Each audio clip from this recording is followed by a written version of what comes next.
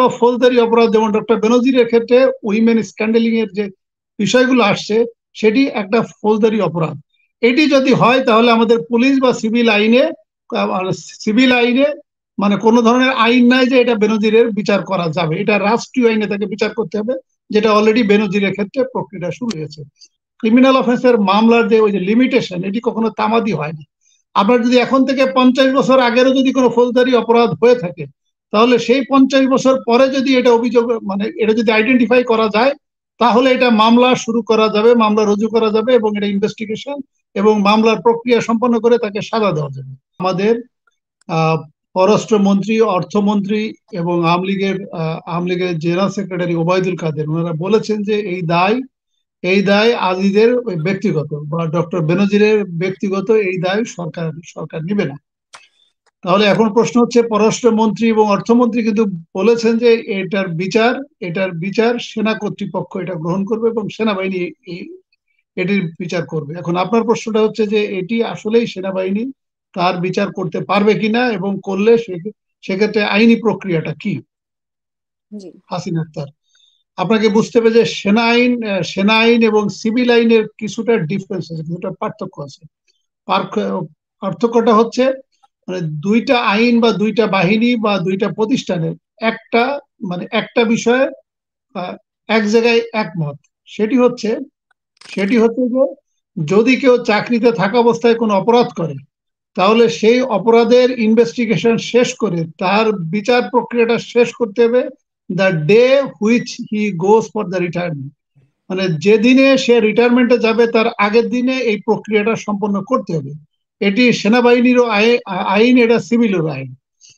তাহলে বেনজির সাহেবের যে বিচার বা আজিজের যে বিচার, সেটি তাদের চাকরিতে থাকা অবস্থায় এটি কিন্তু সম্পন্ন হয় নাই। এখন প্রশ্ন আসতে পারে বা অনেকে আমাকে প্রশ্ন করছেন, যদি বিষয়টা এমন হয় যে আইজি সাহেব রিটায়ার করবে, এই যেমন ওই বর্তমান আইজি সাহেব রিটায়ার করবে 1 মাস পরে, এখন এই মুহূর্তে যদি আইজি সাহেব বড় ধরনের কোনো অর্থনৈতিক কেলেঙ্কারি করে ফেলেন, তাহলে কি তার বিচার করা যাবে না? কারণ 1 মাসে তো এই যে বিচার করাটা সম্ভব হয় না, ইনভেস্টিগেশনের বিষয় আছে, প্রক্রিয়ার বিষয় আছে, সাক্ষী নেওয়ার বিষয় আছে।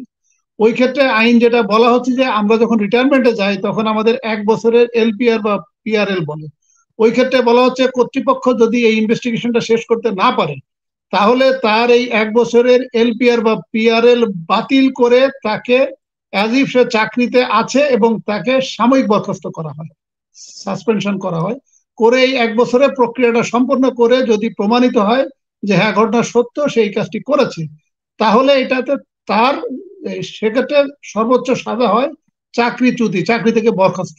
এটি হচ্ছে চাকরি সংক্রান্ত আইন, এটা সেনাবাহিনীরও আইন, এটা সিভিলেরও আইন। এখন প্রশ্নটা হচ্ছে যে জেনারেল আজিজ এবং ডক্টর ওই যে বেনজিরের ক্ষেত্রে কোনোটাই কিন্তু করা হয় না এবং ওনাদের চাকরিতে থাকা অবস্থায় এই তদন্তটা শেষ করা হয় না বা এই অভিযোগটা উত্থাপন করা হয় না।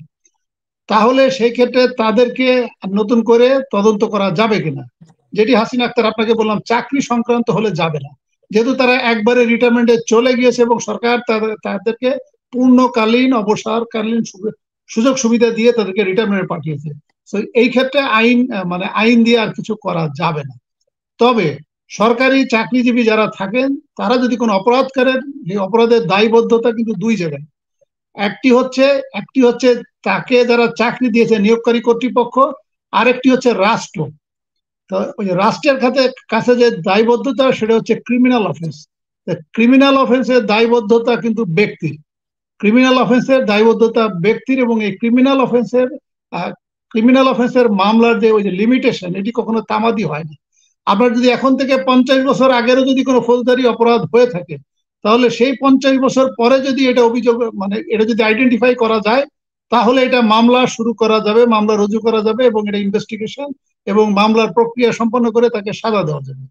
তাহলে এখন পররাষ্ট্রমন্ত্রী এবং অর্থমন্ত্রী যে কথাটি বলেছে, যেহেতু এটা ফৌজদারি অপরাধ, এটা দুর্নীতি একটা ফৌজদারি অপরাধ, তাহলে সেটার দায় তার ব্যক্তির দায় এবং এটি জেনারেল আজিজের ক্ষেত্রে বলেছে সেনা কর্তৃপক্ষ গ্রহণ করবে এবং ডক্টর বেনজিরের ক্ষেত্রে ইতোমধ্যে দুর্নীতির মামলা স্টার্ট হয়েছে, এটি আইনসম্মত আছে, এটি কোনো সমস্যা না।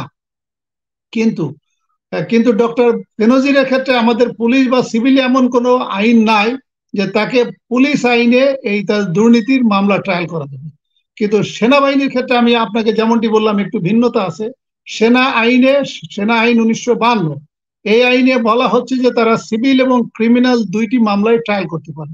চাকরি সংক্রান্ত যে বিষয়টি সেটা হলো সিভিল মামলা। আর যদি দুর্নীতি অথবা ফৌজদারি অপরাধ, যেমন ডক্টর বেনজিরের ক্ষেত্রে উইমেন স্ক্যান্ডালিং এর যে বিষয়গুলো আসছে সেটি একটা ফৌজদারি অপরাধ। এটি যদি হয় তাহলে আমাদের পুলিশ বা সিভিল আইনে মানে কোনো ধরনের আইন নাই যে এটা বেনজিরের বিচার করা যাবে, এটা রাষ্ট্রীয় আইনে তাকে বিচার করতে হবে, যেটা অলরেডি বেনজিরের ক্ষেত্রে প্রক্রিয়া শুরু হয়েছে।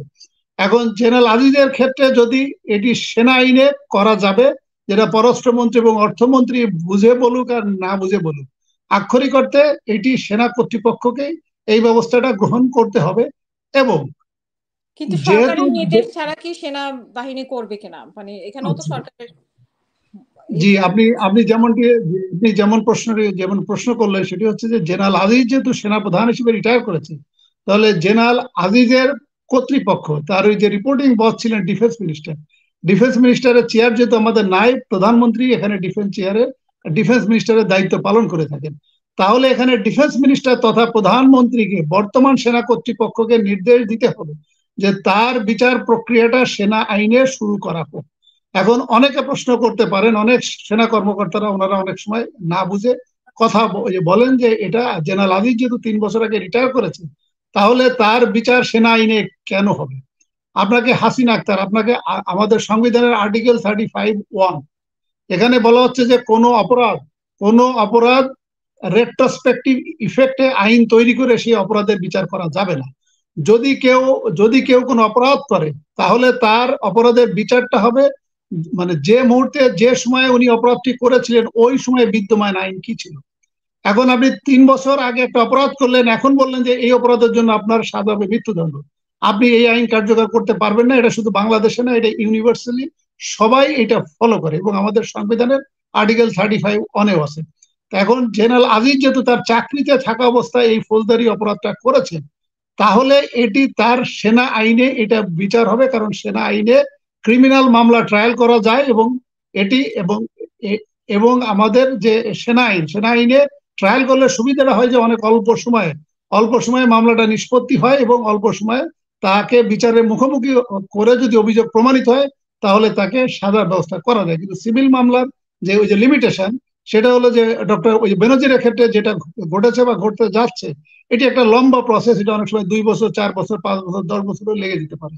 কিন্তু সেনা আইনের যে মামলাগুলো হয় সেনা আইনের বিচারক হয়, সেনাবাহিনীর যারা বিচারক থাকে সেটি হলো সেনাবাহিনী কর্তৃপক্ষ বা যিনি অভিযুক্ত থাকেন উনার একই র্যাঙ্কে অথবা উনার থেকে সিনিয়র কোনো কর্মকর্তার সমন্বয়ে 3 জনের একটি বেঞ্চ গঠন হয় এবং তারাই বিচারক হিসেবে কাজ করে।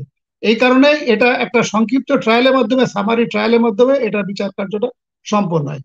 তাহলে আমি আপনার মাধ্যমে জনগণকে অবহিত করি এবং আমি সরকারকে অনুরোধ করব, বিশেষ করে ডিফেন্স মিনিস্টার এবং প্রধানমন্ত্রী, যেহেতু আপনাদের পররাষ্ট্রমন্ত্রী অর্থমন্ত্রী তারা বলেছেন এবং তারা কথাটি সঠিক বলেছেন যে এটির বিচার সেনাবাহিনী করবে। তা সেনাবাহিনী বলতে হাসিনা আক্তার, এটি সেনাবাহিনীর ডিফেন্স মিনিস্টার তথা প্রধানমন্ত্রীকে এই উদ্যোগটা গ্রহণ করতে হবে এবং বর্তমান সেনা কর্মকর্তাকে বা সেনা কর্তৃপক্ষকে বা সেনা প্রধানকে নির্দেশ প্রদান করতে হবে যে আপনি ফাইলটা প্রসেস করেন এবং এটা সেনা আইনে তার বিচারের প্রক্রিয়াটা শুরু করেন। এবং শেখ হাসিনা প্রধানমন্ত্রী বা ডিফেন্স মিনিস্টার হিসেবে এটি করবেন কি করবেন না সেটা আমাদেরকে অপেক্ষা করতে হবে এবং আমাদেরকে দেখতে হবে যে উনি এটি আসলে কি করেন নাকি আরেকটি নাটক মঞ্চস্থ করবেন।